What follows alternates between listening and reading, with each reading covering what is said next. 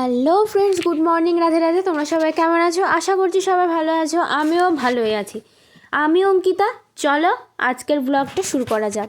সকাল সকাল দেখো আমার গোপোষণা বসে আছে, কারণ আজকে সকালবেলা অতটা ঠান্ডা নেই, তাই ওকে সোয়েটার পরিয়ে দেওয়া হয়নি। ও চুপচাপ বসে আছে।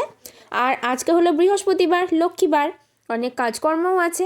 বুনু উঠে পড়েছে, আর আমি অনেকক্ষণ আগেই উঠে পড়েছি। আমি 7টার দিকেই উঠে পড়েছি, 7টা না 8টার সময় উঠেছি। আর এই যে আজকে কিন্তু মা দেখো পালং শাক নিয়েছে, পালং শাকের শীষ নিয়েছে।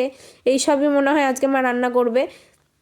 আর এখানে রয়েছে দেখো মূলো, কি বড় তাই না মূলোটা? মানে ফোনে ছোট লাগছে, বাট ভালো বড় মূলো ওটা, একটু ভেঙে গেছে সাইড থেকে। আর মা কিন্তু ভাত অলরেডি বসিয়ে দিয়েছে, কারণ এখন 9টা মতো বেজে গেছে।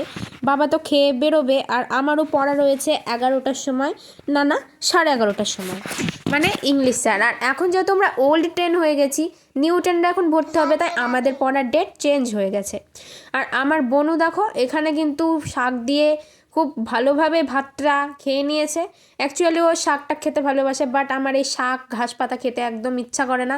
যেটুকু খাই অনেক জোর করে খাই, কিন্তু আজকে এই সব আবার মা রান্না করেছে, জানি না কিভাবে ভাত খাবো আজকে। মানে আমার যে এই ঘাস পাতা খেতে কি যে বিরক্তি লাগে, কি বলবো তোমাদের। সব কাজই কিন্তু পড়ে আছে। আর সকালবেলা আমি পড়তে বসেছিলাম, যার জন্য কোনো কাজ করতে পারিনি, জাস্ট স্নান করে পুজো দিচ্ছি, পুজো দিতে বসে পড়েছি। আর পুজো কিন্তু হয়েই গেছে প্রায়, পুজোর শেষের দিকে। আজকে লক্ষ্মীবার, যেহেতু ঘর চেঞ্জ করতে হয়, ওই জন্য আমি পুজোটা অনেকক্ষণ আগে করতে বসেছি, যেহেতু ঘন্টাখানিক টাইম লাগে পুজো করতে আজকে। আর টিউশন যেতেও লেট হয়ে যায়, তাড়াহুড়ো করে পুজোটা হয় না, ওই জন্য একটু আগে থেকে আজকে স্নান পুজোটা করে নিয়েছি। আর দেখো এখানে এতারে ওতারে সব জামা কাপড় ছড়ানো ছিটানো রয়েছে, সব কাজ কিন্তু মাই করবে আজকে। আমি কোনো কাজই করতে পারবো না, আজকে ডাবল টিউশন আছে। আর দেখো দুপুরবেলা হয়ে গেছে, মা বাবা বুনু সবাই ভাত খেতে বসে পড়েছে। পেঁয়াজ দিয়ে ভাত খাচ্ছে, না হলে আজকে নিরামিষ ভাত ঢুকবে না। দেখো বাঁধাকপি ঠাম্মি দিয়েছে।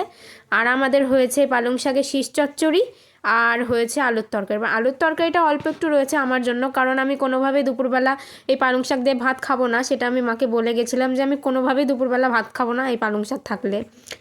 আর দেখো সন্ধ্যা হয়ে গেছে, আর মা গোপালের খাবার যেহেতু ফুরিয়ে গেছে, তাই মা সব কিছু এনেছে, নকুনদানা, চেরি ফল, বিস্কিট।